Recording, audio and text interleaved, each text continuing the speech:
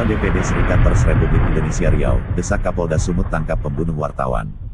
Berita selengkap NUA. Pekanbaru TV RB. Ketua DPD Serikat Pers Republik Indonesia, DPD SPRI Provinsi Riau, Ferry Sibarani, minta Kapolri Jenderal Polisi Listio Sigit Prabowo, agar memerintahkan Kapolda Sumut Irjen Pol RZ Pancaputra Simanjuntak segera tangkap pelaku keji pembunuhan wartawan di Kota Siantar, Sumatera Utara. Sabtu, tanggal 18 Juni tahun 2021. Sumatera Utara, kerap terjadi teror dan kekerasan terhadap jurnalis yang bertugas mencari dan menyebarluaskan informasi kepada publik, namun seiring dengan berita-berita yang kerap membuka aib pihak-pihak tertentu karena segala kegiatan ilegal dan melawan hukum, akhirnya wartawan sebagai profesi berdasarkan undang-undang pun menjadi tumbal seakan negara tidak payung hukum yang melindungi.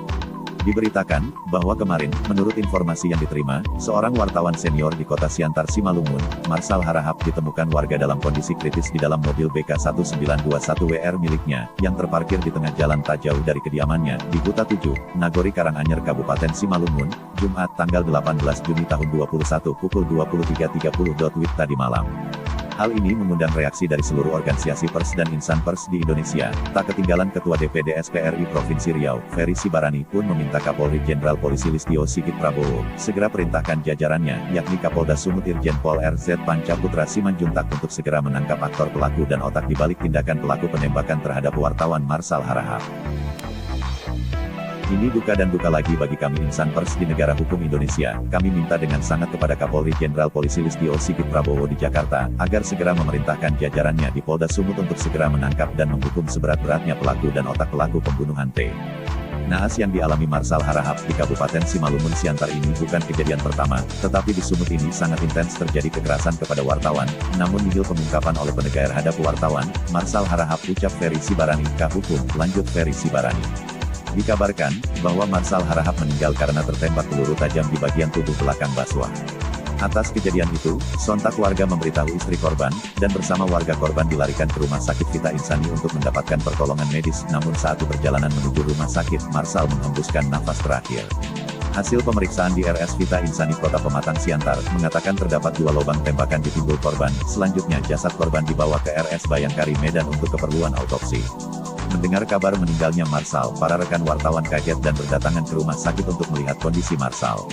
Hal ini membuat insan pers berduka, dan berharap pihak kepolisian sesegera mengungkap semua pelaku teror terhadap wartawan dan tindakan arogansi terhadap kebebasan pers.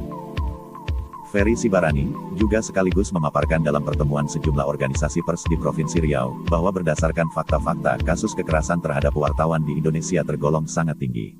Dari penelusuran pihaknya, ditemukan pada tahun 2021 ini kasus kekerasan terhadap jurnalis meningkat 32% dari tahun sebelumnya, 2020, yang mencapai 117 kasus.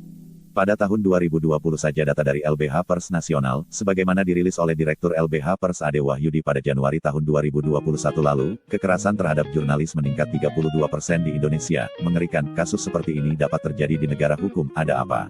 Padahal jelas sekali pasal 8 ayat 1 UU Pers wartawan dalam melaksanakan tugas harus dilindungi hukum, namun kenyataannya terbalik, ketus Ferry Sibarani.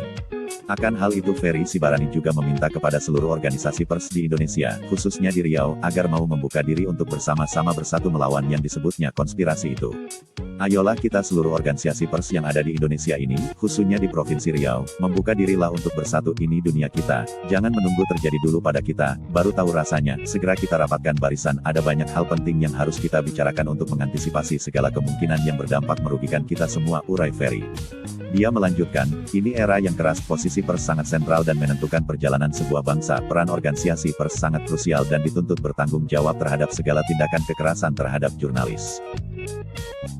Kita buka mata kita, zaman ini semakin keras, organisasi pers tidak bisa tutup mata lagi. Perjalanan bangsa ini juga ditentukan oleh pers yang benar-benar bekerja sebagai kontrol sosial dan pendorong supremasi hukum di negara ini. Bila perlu, mengingat tugas wartawan yang kerap mengungkap fakta berbagai kejahatan, kita harus berpikir untuk memiliki senjata api secara resmi dari kepolisian.